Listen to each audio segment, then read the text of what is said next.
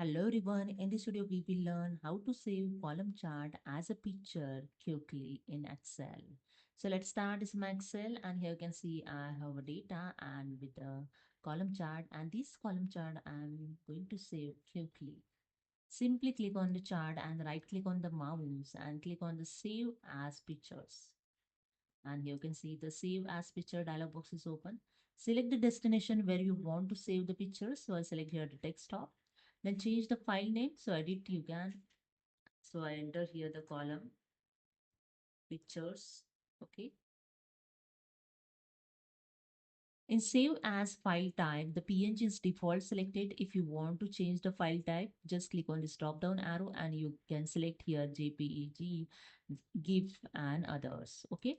After that, click on the save and just go to the desktop and here you can see the column pictures is saved.